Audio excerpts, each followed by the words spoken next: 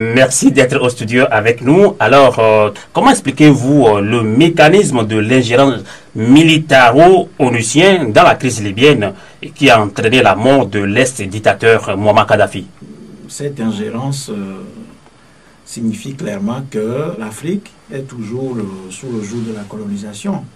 Je dis ceci en pensant au fait qu'il est allégué plusieurs faits et motifs pour justifier cette guerre, qui est une guerre d'agression, de rapine et de conquête. Nous sommes là en plein cœur de ce qu'on peut appeler le système colonial, tel qu'il se déroule sous nos yeux. Et donc, ceci, en réalité, n'augure de rien de bon pour le continent africain. Donc, ce qui s'est passé en réalité en Libye n'est rien d'autre que la confirmation de la volonté de l'Occident de mettre au pas ce continent, de le piller, de le dominer, de le posséder de façon permanente. Et donc, conformément à cette idée, il fallait éliminer tous les dirigeants qui dérangent ou bien qui empêcheraient ou bien qui constituent des facteurs de blocage au déroulement de ce système. Donc, depuis longtemps, tous les résistants ont été toujours assassinés. Voilà. Donc, Samori, Béhanzin et Thomas Sankara, tous les dirigeants, en passant par, effectivement, la période des indépendances et post-indépendance, tous les leaders africains qui ont essayé de résister ont été toujours assassinés ou renversés tout simplement du pouvoir. Et à la fin, ils ont toujours péri. Cette guerre en Libye divise l'opinion des Africains. Je pense que vous êtes du même avis que moi. Et certains soutiennent et approuvent l'intervention militaire de l'OTAN qui a apporté un soutien indéfectible aux insurgés. Et cela simplement parce que l'Afrique doit se libérer des dirigeants dictateurs. Et dans l'autre camp, on parle de la souveraineté de l'Afrique et d'un complot contre l'Afrique pour ses richesses. Les populations africaines sont dans un flou total face à cette situation très complexe. Quelle lecture faites-vous de cette situation?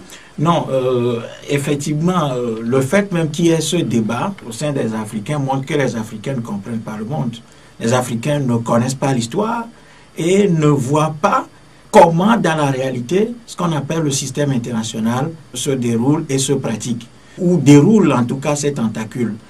Si vous êtes dans votre pays et que des gens viennent de l'extérieur vous imposer des dirigeants, vous imposer une guerre et tuent vos enfants, détruisent toutes les infrastructures que vous avez construites depuis des années, si dans cette situation-là de chaos, de mort, de destruction, vous en êtes encore à faire un débat autour de ça et construire une sorte de divergence autour de cette question, cela montre à peu près le niveau même du développement mental des Africains. Voilà. Et donc, je crois que tenir encore ce type de discours ou connaître une forme de scission ou de débat de ce genre constitué deux camps de division autour de ces questions qui sont des questions fondamentales montre que les Africains... Le problème c'est que, est-ce que l'Afrique ou les Africains veulent vraiment la démocratie? Écoutez, si nous nous référons à l'histoire, la démocratie est une invention africaine. Les philosophes grecs et ceux qui ont appris, ceux qui ont développé la théorie de la démocratie, qui est le gouvernement de la cité par les citoyens pour les intérêts des citoyens, ne l'ont appris, n'ont appris de ce concept-là qu'en Égypte antique. Alors aujourd'hui, si nous allons en Afrique, nous voyons, y compris jusque dans les hameaux les plus reculés, des pratiques de la démocratie consistant à résoudre les problèmes autour de l'arbre à palabre. Donc ce sont les Africains qui ont inventé l'idée de la démocratie.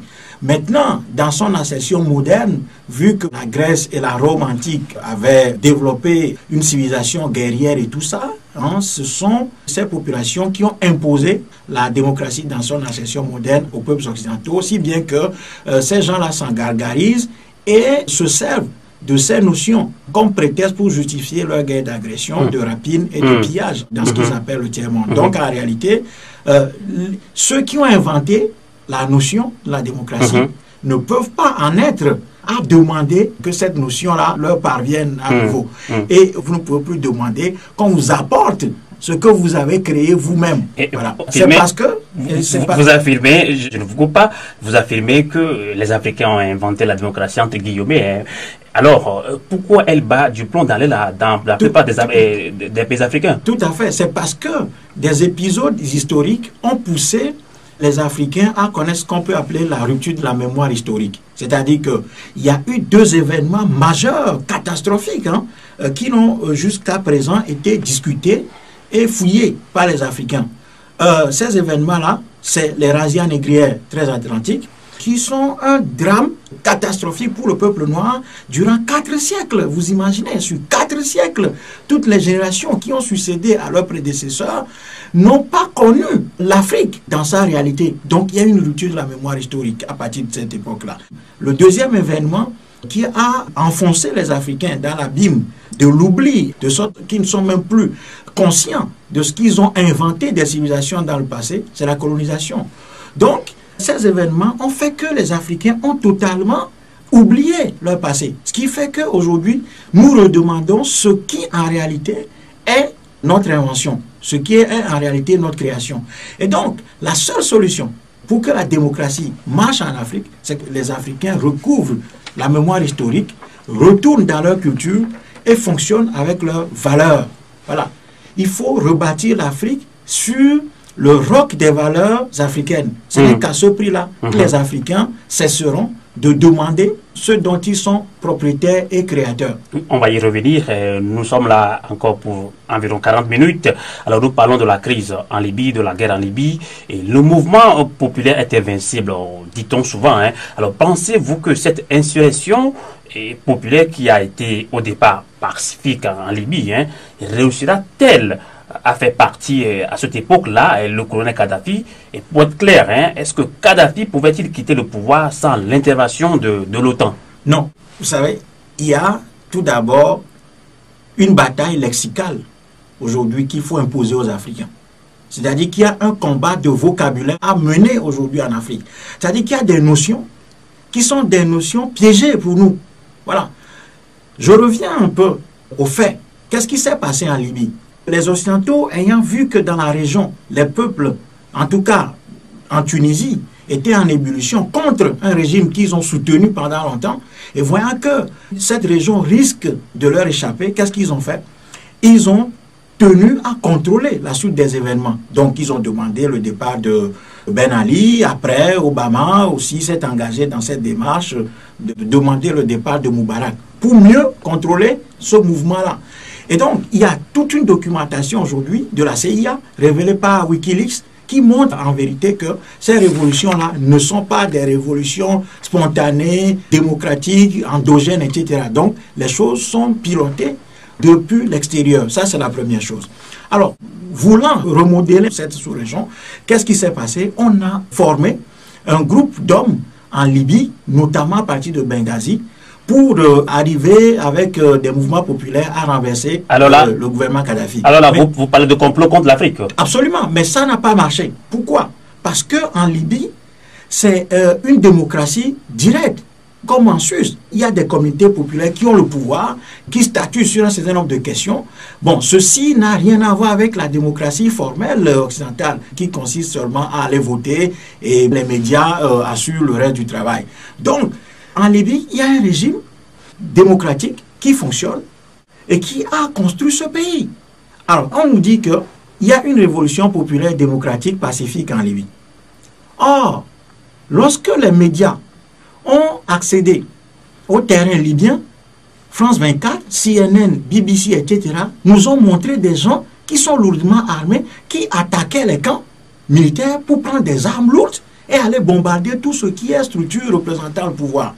Et à partir de ce moment, l'État libyen, le gouvernement libyen, qui a le devoir d'assurer la sécurité et l'intégrité de son territoire, on lui demande de ne pas réagir. Alors à partir du moment où Kadhafi a réagi, on dit qu'il commet des crimes contre l'humanité et on va voter des résolutions contre lui jusqu'à construire cette monstruosité juridico-politique qu'est l'établissement d'une zone d'exclusion aérienne, ce qui a conduit à toutes ces frappes qui ont finalement abouti à l'assassinat de Kadhafi. Donc, ce qu'il faut dire, c'est qu'en Libye, il n'y avait pas eu une révolution pacifique.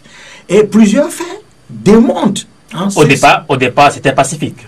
Non, on avait dit qu'il y avait quelques personnes qui manifestaient. Mais la réalité est que le lendemain déjà, on voit des groupes armés qui attaquaient les camps. On avait dit que Kadhafi bombardait son peuple, qui avait 6000 morts.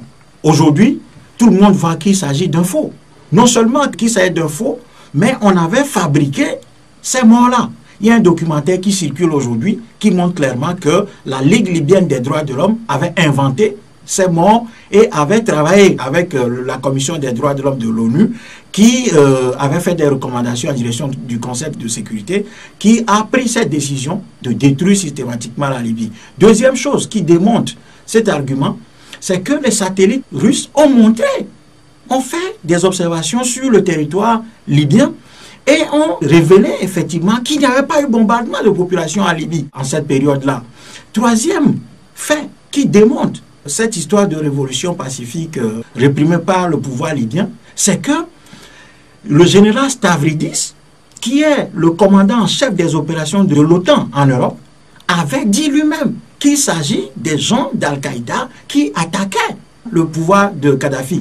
Et je rappelle que cette information a été confirmée par une commission d'enquête menée par Yves Bonnet, l'ancien directeur de la direction de la surveillance du territoire française, qui ont démontré effectivement qu'il n'y avait pas eu révolution pacifique, etc., ni bombardement. Et je rappelle aussi que le 9 septembre dernier, Berlusconi, qui fait partie de cette coalition qui a agressé la Libye, bien évidemment, oui, a dit devant les jeunesses de son parti qu'en Libye, ce n'était pas une révolution démocratique, populaire et pacifique. Qu'il s'agit, je le cite, d'un certain nombre de caciques du pouvoir qui ont décidé de changer de régime et eux, ils n'ont fait qu'accompagner ce mouvement-là.